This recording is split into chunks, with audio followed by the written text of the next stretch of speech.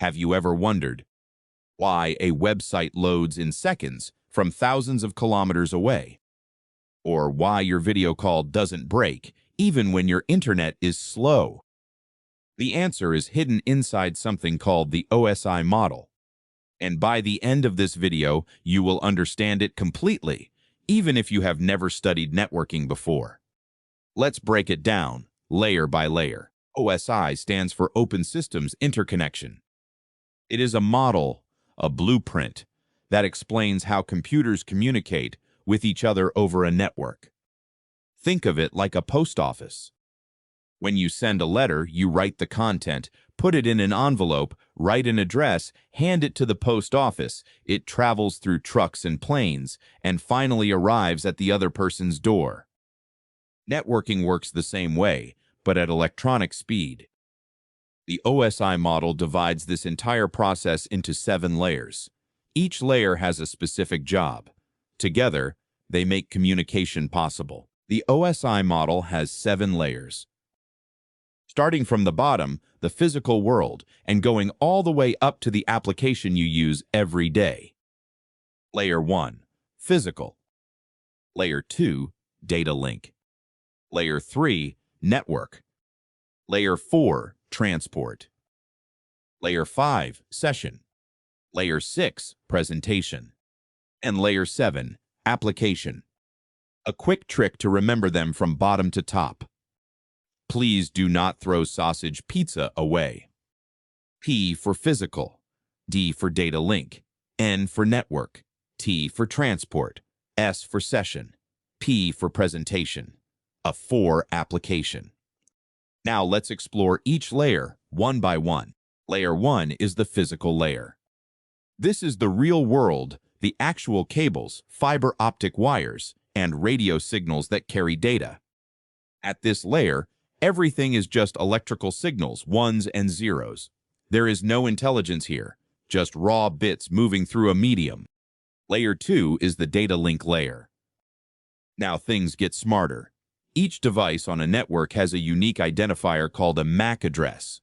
Think of it as a permanent ID card for your network card. Layer 2 uses MAC addresses to deliver data between 2 devices on the same network. The device that works at this layer, a switch.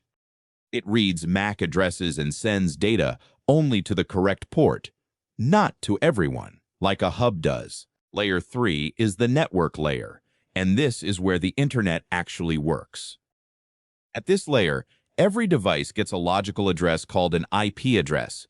You have probably seen one before, something like 192.168.1.1. While a MAC address identifies a device on a local network, an IP address identifies a device anywhere in the world. The device at Layer 3, a router. A router is like a GPS navigator for your data. It looks at the destination IP address, checks its routing table, and decides the best path to send the packet. This is also where firewalls begin to operate. They read IP addresses to decide which traffic is allowed and which is blocked. Layer 3 is critical, and it is tested in every major network certification, including CCNA. Layer 4 is the transport layer, and it answers one very important question. How do we make sure data arrives correctly? There are 2 main protocols here. First, TCP, Transmission Control Protocol. TCP is reliable. It checks that every single piece of data arrives. If something is lost, it requests it again.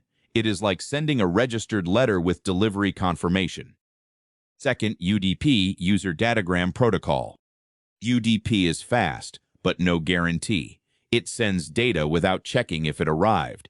It is like shouting something across a room, fast, but the other person might miss a word. You use TCP when you download a file. Every byte must arrive. You use UDP for video streaming or online gaming. Speed matters more than perfection. Layers 5 and 6 are often less discussed, but they are important. Layer 5 is the session layer. A session is an active conversation between 2 devices. When you log into a website, a session begins. When you log out, the session ends. Layer 5 manages these sessions. It opens them, maintains them, and closes them properly. Layer 6 is the presentation layer, sometimes called the translator. It takes data from the application layer and converts it into a format the network can understand. It also handles encryption. When you see HTTPS in your browser, the S stands for secure. That encryption starts at layer 6. Think of it as a universal translator that keeps your data private during transmission. And finally, layer 7, the application layer. This is what you see every single day. Every app you use, your browser, your email client, WhatsApp, they all live at layer 7. Layer 7 provides network services directly to the user. When you type a website address, your browser sends an HTTP or HTTPS request. That is a layer 7 protocol. Other protocols here include DNS, which translates website names to IP addresses, FTP for file transfer, SMTP for email, and SSH for remote server access. Next-generation firewalls, like FortiGate and Palo Alto, can inspect all the way up to layer 7. That means they understand what application is being used, not just what IP address it is coming from. Now let's put it all together with a real example. You open your browser and type google.com. Here is exactly what happens, layer by layer. Layer 7, your browser sends an HTTP request for google.com. Layer 6, the data is encrypted using TLS. Your password and browsing are protected. Layer 5, a session is opened between your browser and Google's server. Layer 4, TCP breaks the request into segments and ensures reliable delivery. Layer 3, the packet is addressed with your IP and Google's IP and routed across the internet. Layer 2, the frame travels hop by hop between switches using MAC addresses. Layer 1, electrical signals or light pulses carry bits through cables and fiber. All of this happens in milliseconds. And at Google's end, the process reverses back up the layers until the web page is displayed on your screen. And that is the OSI model, all 7 layers, explained from scratch.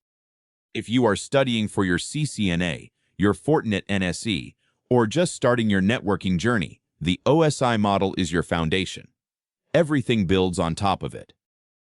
Next, we will go deeper into layer 3, how IP addressing and subnetting actually works. That video will change how you see every network you use. If this video helped you, please give it a thumbs up and subscribe to Firewall Support Center. We publish new networking and firewall content every week, completely free.